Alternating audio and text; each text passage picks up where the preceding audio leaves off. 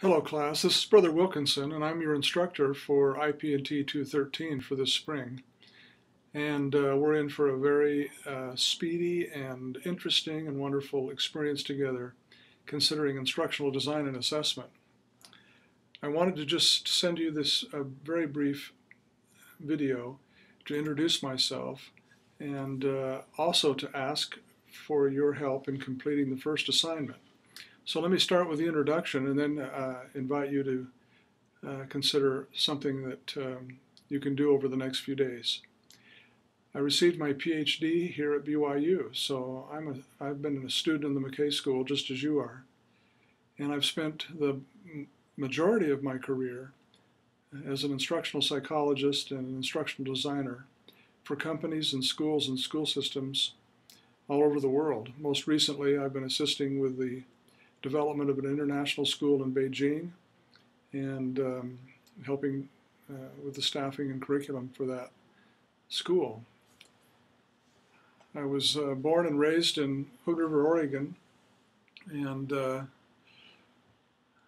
grew up in a variety of cities around the U.S. I have a wonderful wife, Pam, and we have 7 children. Actually 14 children. We consider our spouses our children and not our in-laws, and 22 grandchildren. So that's a little bit about me, and what I'd like you to do is consider producing a brief video and telling me a little bit about you. To prepare for that and prepare for part of the assignment in that video, I'd like you to watch this video.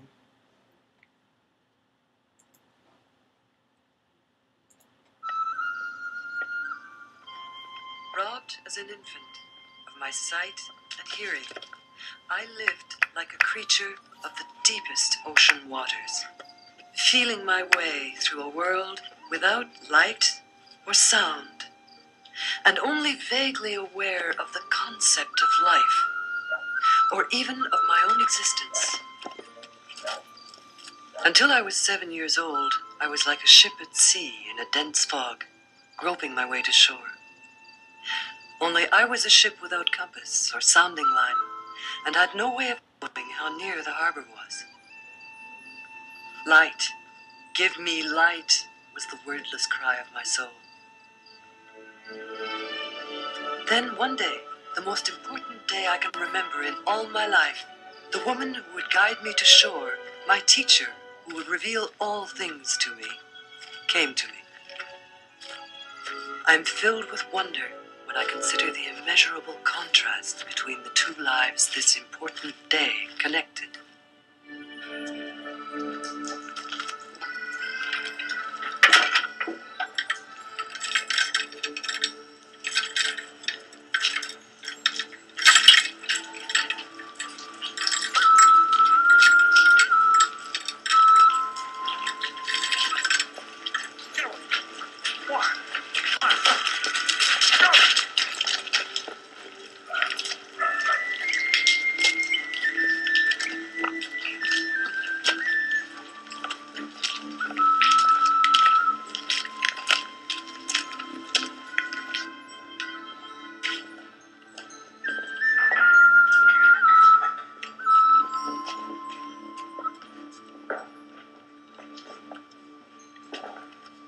Brother and sister? That's right.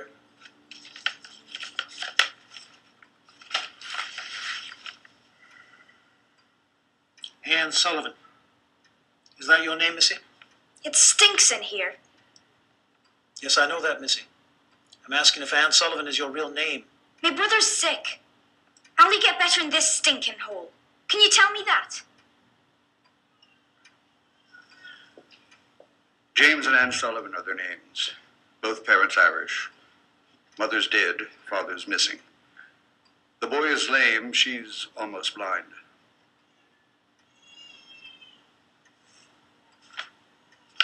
It says here they have an aunt and uncle. Why aren't they with them?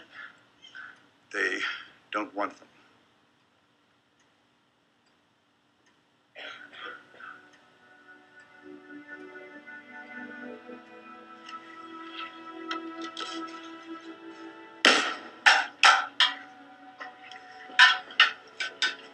The conditions of teachers' life at the almshouse were almost beyond description.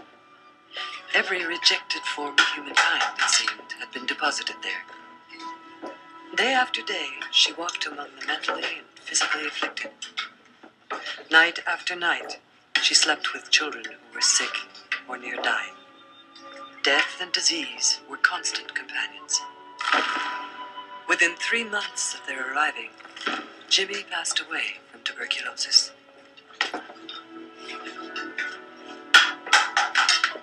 Time stood dead still in the almshouse. It was almost as if time were part of the bricks and mortar in the walls which held teacher captive.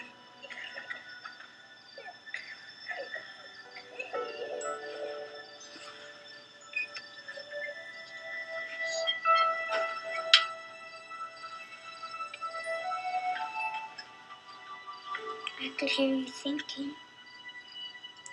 You're a silly girl. You don't know what I'm thinking. I never said I knew what you were thinking. I said I could hear you thinking. My thoughts are pounding away inside of me, no doubt of that. What are they saying? They're telling me how I can leave here. How to leave this place. Then they're lying, and you shouldn't listen. No, they're not. True thoughts never lie. I'm going to do what they tell me to do. I'm going to go to school. I'm not going to be ignorant anymore. See then, they're lying because you can't go to school, can't leave here. They won't let you. Yes, they will. I don't know how they will yet, but they will. Annie? It's ignorant. It's you and me.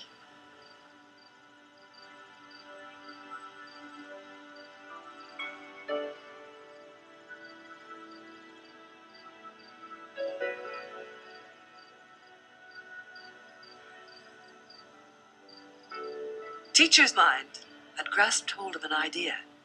The idea of school. This would be the tool she could use to shed herself of ignorance. And that shedding herself of ignorance would make her free. Yes?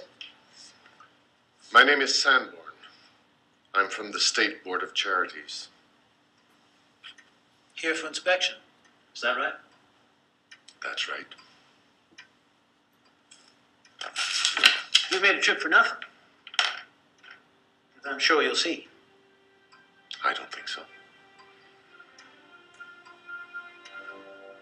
What would you like to see? Everything. Yes, well. Follow me then.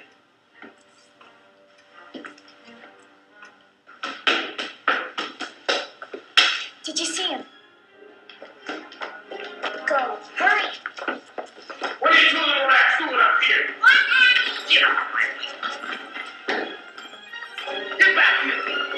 Mr. Sanborn! Linear boxing for this one, Missy. It's all right. Leave her alone.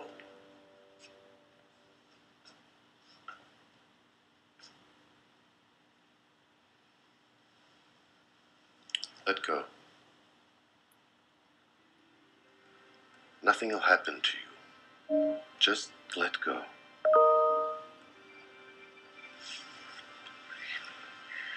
Will you let me talk to you? Mr. Sanborn, my name's Anne Sullivan, and I want to go to school. Please, Mr. Sanborn, please help me. I want to go to school.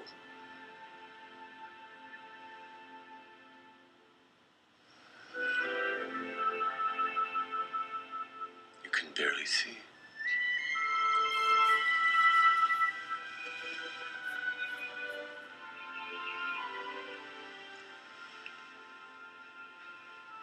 You'll have to excuse us a few minutes.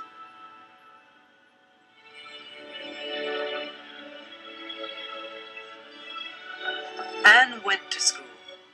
In just 6 years, having had no other formal education, she graduated valedictorian of her class from the Perkins Institute for the Blind.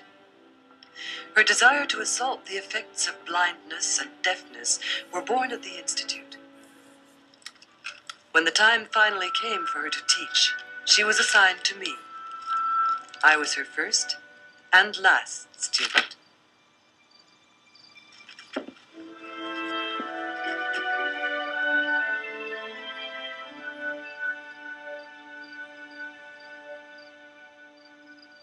In my life, my body had a birthday, and my soul had a birthday.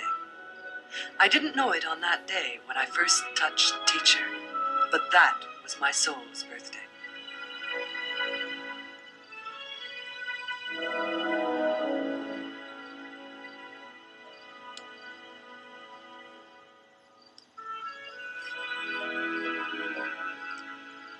All through that year of 1887, I did nothing but explore with my hands and learn the name of every object I touched.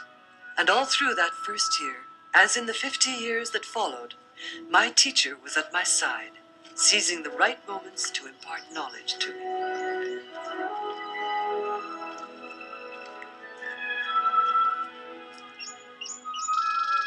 Anyone can take children to the classroom, but only a teacher can lead them to learn. They must feel that liberty is theirs. They must feel the flush of victory, and they must also feel the heart-sinking of disappointment. They must feel these things.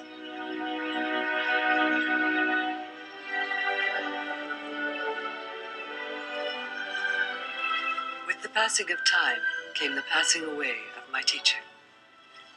In her separation from me, I have often remembered and taken comfort in her saying that real independence is attained through your mind and spirit.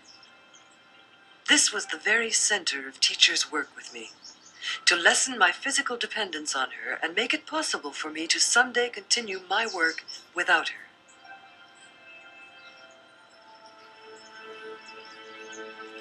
Teacher believed in me, and I have resolved not to betray her faith. Conscious of her always, I have sought for new ways to give life, and yet more life, to men and women whom darkness, silence, sickness, and sorrow are wearing away.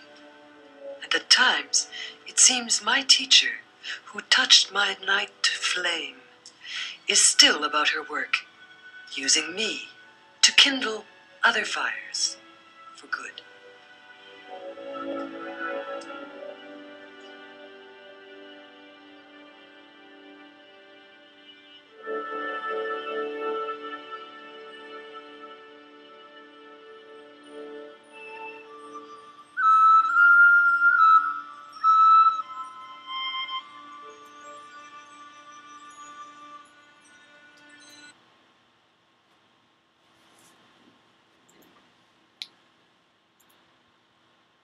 So with this introduction to teaching, with this video in mind, I'd like you to create a video of your own.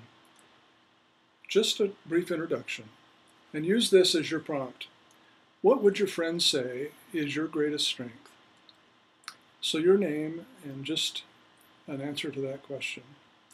And then I would like you to take a minute and finish this sentence, looking ahead to the end of your teaching career, and with the word legacy in mind.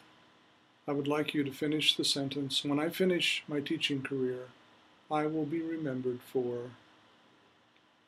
And then if you would email this video to me at the address shown here on the screen, or even better, download it on YouTube, as I've done with this one, and send me the link.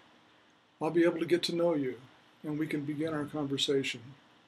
Begin to ask questions and answer them about how to be a teacher, how to be the kind of teacher that leaves a legacy. Again, I'm looking forward to seeing you in our first class on May 1st, and looking forward to receiving your video introductions. Thank you very much.